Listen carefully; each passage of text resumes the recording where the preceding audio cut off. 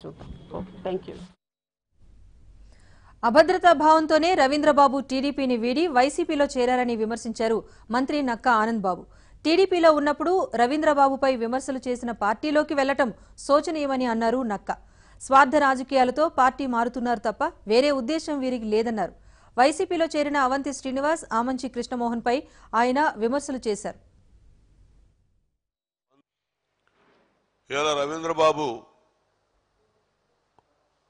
వైసీపీలోకి పోయాడు.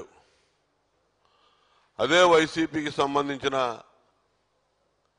పత్రిక ఆయన మీద రాసినటువంటి కాలమ్స్ ఇవన్నీ కూడా పందుల వారు అక్కడ ఉండరు,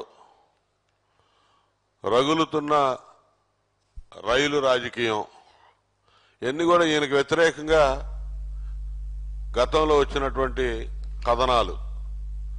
ఇదో స్మార్ట్ దోపిడీ ఎంపీ గారి గురించి, ఎంపీ గారు తమ్ముడు అక్కడ చేస్తున్న దోపిడీ గురించి రాశారు. ఇవన్నీ ఏ విధంగా సమర్థించుకుంటారో అర్థం కాదు.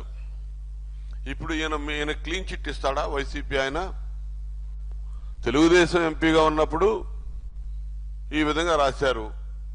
ఆ ఎంపీ మీద కానీ లేకపోతే ఇతర ఎంపీల మీద కానీ ఎమ్మెల్యేల మీద కానీ.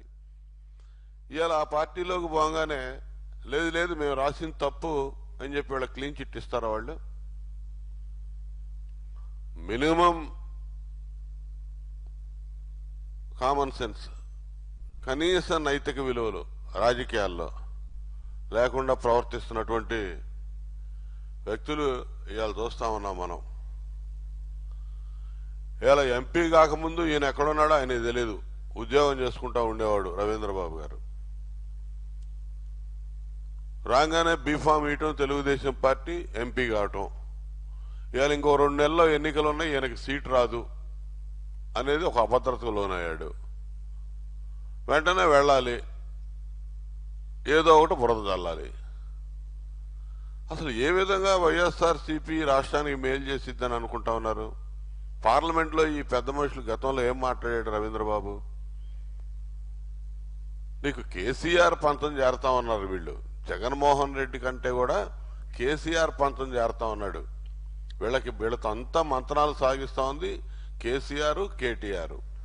వాళ్ళిద్దరూ మాట్లాడటం, హైదరాబాద్తో సంబంధాలు ఉన్నటువంటి వ్యక్తులు, హైదరాబాద్లో వ్యాపారాలు ఉన్నటువంటి వ్యక్తులు అవంతి శ్రీనివాస్ కానీ ఈ పందులు రవీంద్రబాబు కానీ వీళ్ళందరూ కూడా ముందు వీళ్ళు మాట్లాడటం, విజయసాయిరెడ్డి దగ్గరికి పంపటం, విజయసాయిరెడ్డి మాట్లాడటం, జగన్మోహన్ రెడ్డితో కాండవ వేయించడం. ఇది ఒక ఆనవాయితీగా మారింది. ఆయన 3-4 పార్టీలు మారాడు. అవంతి శ్రీనివాస్ పీఆర్పీ ద్వారా రాజకీయాల్లోకి వచ్చాడు, తర్వాత కాంగ్రెస్లోకి వెళ్ళాడు, ఇప్పుడు తెలుగుదేశంలోకి వచ్చాడు, మళ్ళీ వైసీపీలోకి పోయాడు. ఈయన రావటమే మా పార్టీలో బీఫామ్ తీసుకొని పార్లమెంటు నిలబడ్డాడు, ఎంపీ అయ్యాడు. రేపు సీట్ ఉండదనే భయంతో వైసీపీలో పోయాడు.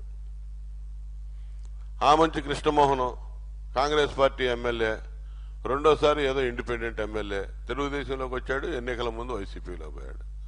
వీళ్ళు పోయిన వాళ్ళల్లో ఒకటే బాణి మాట్లాడేది.